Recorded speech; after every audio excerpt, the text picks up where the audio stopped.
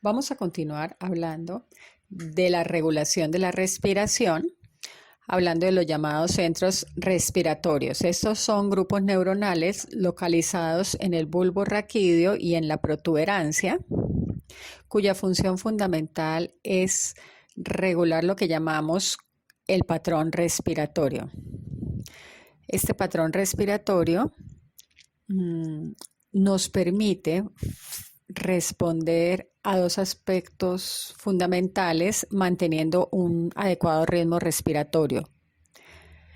Los dos aspectos fundamentales son mantener las variables respiratorias homeostáticas dentro de su rango normal y además ajustar este patrón respiratorio o ritmo respiratorio, es decir, la ventilación frente a diferentes alteraciones en el ambiente o frente a conductas determinadas. Por ejemplo, cuando hablamos, cuando comemos, cuando nos reímos, cuando tenemos ciertas emociones, hacemos estos ajustes. Y lo que hacen esos centros respiratorios es regular la contracción de los músculos, bien sean inspiratorios o músculos expiratorios. Estos grupos neuronales que forman parte del llamado centro respiratorio los vamos a encontrar bien sea en el bulbo raquídeo, el llamado grupo respiratorio dorsal. Allí también encontramos un grupo neuronal llamado grupo respiratorio ventral. En la protuberancia encontramos el centro apnéusico, cuya importancia en los humanos es discutida, y encontramos otro grupo de neuronas que se ha llamado el centro neumotáxico. ¿Cómo se relacionan estas neuronas o estos grupos neuronales? Como vemos aquí en la imagen, el centro apnéusico lo que hace es enviar neuronas hacia el grupo respiratorio dorsal. Y vamos a ver allí que estas neuronas del grupo respiratorio dorsal disparan más que todo durante la inspiración. Entonces, ellas parecen actuar como marcapasos, es decir, ellas se activan rítmicamente y van a ser responsables de ese impulso para que nosotros inspiremos de manera automática, no voluntaria. Miremos que ellas envían neuronas hacia la región cervical, a las astas anteriores de la médula cervical, donde vamos a encontrar los somas de las neuronas que forman parte del nervio frénico, que regula la contracción del diafragma. Fíjense que este centro apnéusico es responsable de la apneusis, que significa es la prolongación de la inspiración. Si la inspiración se prolonga, disminuye la frecuencia respiratoria. A su vez, ese centro apnéusico, como vemos acá, puede ser inhibido por las neuronas que vienen del centro neumotáxico. Entonces, estas neuronas lo que harían es aumentar la frecuencia respiratoria. Como vemos aquí, las neuronas del grupo respiratorio ventral parecen disparar tanto en inspiración como en expiración. Sin embargo, su participación en la expiración es más que todo en la expiración forzada para que participen los llamados músculos secundarios de la expiración o accesorios, como son los abdominales e intercostales internos.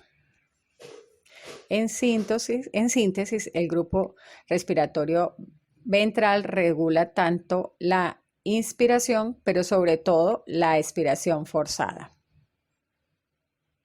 Y el dorsal y el grupo respiratorio dorsal es el responsable del patrón respiratorio normal. Por eso allí se llaman marcapasos esas neuronas. Lo que vemos en esta imagen, registrando los potenciales de acción del grupo respiratorio dorsal, lo que vemos es que ellas disparan inicialmente con baja frecuencia, luego vamos a ver una gran cantidad de potenciales de acción, o sea, una frecuencia de disparo mayor, por lo que se ha llamado rampa inspiratoria.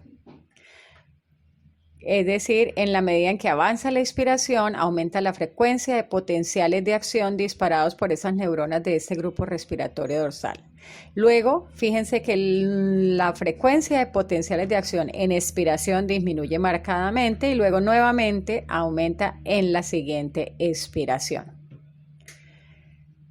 Podemos decir así que la contracción de los músculos inspiratorios produce lo que se ha llamado un movimiento rítmico, porque la mayor parte del tiempo nosotros lo hacemos de manera no voluntaria, regulada por estas neuronas del grupo respiratorio dorsal, pero en algún momento podemos utilizar la voluntad. Vamos a ver en esta imagen que las neuronas que forman parte de este grupo respiratorio central generan lo que se ha llamado el patrón central generador. Fíjense que estas neuronas reciben aferencias de diferentes sitios. A nivel central, desde los quimiorreceptores centrales, que como vimos anteriormente, sensan los niveles de hidrogeniones alrededor e indirectamente CO2. Igualmente reciben información desde los quimiorreceptores periféricos que han mandado información al núcleo respiratorio dorsal y que han recibido información desde los quimiorreceptores periféricos, carotídeos y aórtico. Igualmente, fíjense que reciben información del centros superiores de la corteza cerebral, principalmente la corteza motora, donde vamos a tener representados los músculos respiratorios. Y esto permite que cuando nosotros deseamos de manera voluntaria alterar el patrón respiratorio, lo podamos hacer. De otra parte, también reciben información sensorial de otro tipo de receptores, como por ejemplo, como vemos acá, de músculos de la pared del tórax, de irritantes que son sensados en la pared de las vías aéreas. Y esta información sensorial puede llevar a que el grupo respiratorio dorsal varíe su frecuencia de disparo y varíe el patrón respiratorio. A partir de entonces de esta integración de la información que reciben estas neuronas, se envía información hacia las neuronas que inervan los músculos respiratorios, bien sea inspiratorios, el diafragma y los intercostales internos, o músculos expiratorios si vamos a hacer expiraciones forzadas. Y lo que logramos con esto es modificar entonces bien sea la profundidad de la ventilación o la frecuencia respiratoria y por lo tanto la ventilación. Si aumentamos la profundidad y frecuencia respiratoria, hablamos de hiperventilación, y si disminuye la frecuencia respiratoria y profundidad, hablamos de hipoventilación. Al aumentar la ventilación, vamos a lograr que más oxígeno entre a la sangre y vamos a eliminar más CO2. Al hipoventilar, vamos a observar que disminuye la presión parcial de oxígeno en la sangre y aumenta la presión parcial de CO2 allí en la sangre.